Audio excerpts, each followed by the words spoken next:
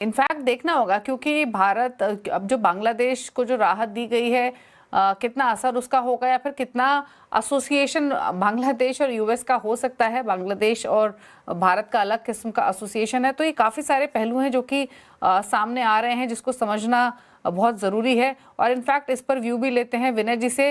विनय जी, आपसे समझना चाहेंगे आप कैसे देखते हैं इस खबर को, क्योंकि टेक्सटाइल पर्सपेक्टिव से, कॉटन के पर्सपेक्टिव से आपके व्यू क्या हैं? पहले तो मैं एक मिस नॉमर आपको क्लियर करना चाहता हूं। जो यूएसए ने जो ड्यूटी की मुक्ति दी है, वो कॉटन वैल्यू जितनी रहती है पूरी पूरे गारमेंट में उसके ऊपर ही दी है। यानी कि ओके। अप्रैल में अगर अप्रैल की वैल्यू अगर 100 रुपीज है, तो और कॉटन की उसमें अगर वैल्यू 20 रुपीज है, तो वो जो ड्यूटी का एडवांटेज 18% का है वो 20 रुपीज पे ही मिलेगा। So effectively, it works out to only hardly 3.5 to 4% on total. तो उसके अंदर दूसरा क्या है कि वो जो कॉटन इंपोर्ट करेंगे यूएसए से, नॉर्मली इंडिया से उनको 1.5% ऊपर लेनी पड़ती है, because of higher freight and also the payment delays. तो वो जो 3.5% में से ये 1.5% तो निकल गया था, बाकी रहा 2%। तो उसके अंदर भी क्या है कि अगर हिंदुस्तान को इंडियन की मिल्स को कॉम्पिटिटिव भाव में अगर रुई मिलती रहे, तो ये 2% भी कॉम्पीट करने में कोई बड़ी बात नहीं है। मुझे नहीं लग रहा है कि कोई बड़ा इसका इम्पैक्ट आएगा। दूसरा ये ओके। बात है कि बांग्लादेश की total export to USA is hardly 25%। उसकी 50% एक्सपोर्ट अप्रैल की हो रही है यूरोप में। जब ओके। इंडिया में जब इंडिया में एक्सपोर्ट हो रही है यूएसए में 15%। और अगर जो अमेरिका की जो पॉलिसी बन रही है कि चाइना प्लस डिमांड के शिफ्ट करना, तो वो डिमांड शिफ्ट का लाभ इंडिया को मिलेगा। तो अपना हो सकता है कि थोड़ा बहुत शेयर बढ़े, घटेगा नहीं। दूसरा, जो बांग्लादेश को जीरो ड्यूटी में एक्सपोर्ट हो रहा था यूरोप में, वो अपने को डिसएडवांटेज था। अभी फ्रॉम 1 जनवरी 2027 अपना भी एक्सपोर्ट में कोई ड्यूटी लगेगी नहीं यूरोप में। तो we will be able to expand our market in Europe in a very big way. और अपन बांग्लादेश को काफी उसमें कॉम्पीट कर पाएंगे, ओके। क्योंकि अपने लेकिन वहां लेकिन क्या विनय है। जी, हाँ जी। एक एक बस डर ये था, इनफैक्ट काफी एक्सपर्ट से इस खबर पर बातचीत भी हुई।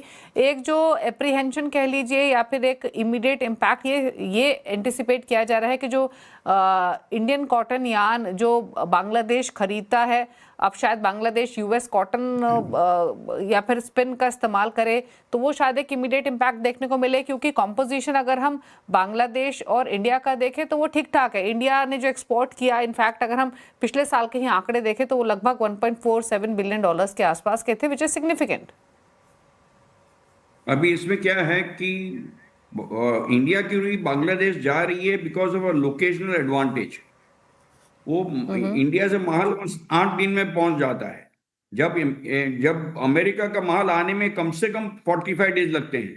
तो ये लोकेशनल एडवांटेज के कारण प्राइस ज्यादा देके भी वहां की मिले हुई ले रही है।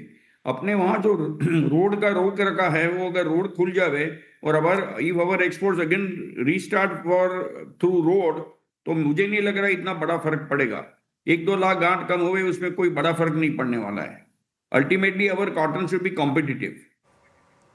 अच्छा, एक चीज तो और, एक अगर हम जो यूएस, रोड एक्सपोर्ट, जो रोड का विनय जी एक्सपोर्ट जो क्विकली, अगर बंद हम रखे। यूएस के साथ पॉइंट ऑफ व्यू से देखें तो उस पर भी आप कुछ असर देखते हैं या फिर नहीं देखते हैं? क्योंकि ऐसा माना जा रहा है कि यूएस भी शायद अब इस एसोसिएशन के बाद जो बांग्लादेश के गारमेंट्स हैं उनका ज़्यादा मतलब यूएस में ज़्यादा इंपोर्ट हम होते हुए देख सकते हैं, जिसमें निटेड हो या वोवन प्रोडक्ट्स का कॉम्पोजिशन ज़्यादा रह सकता है। तो उस स्थिति में जो इंडिया की कॉम्पिटिटिवनेस है 100% कॉटन प्रोडक्ट्स को लेकर, फिर चाहे वो टी शर्ट्स में हो या फिर टॉप्स में हो, वुमेन वेयर में क्यों ना हो, उसमें इंडिया अपनी कॉम्पिटिटिवनेस क्या लूज कर सकता है या क्या रिस्क आप देखते हैं?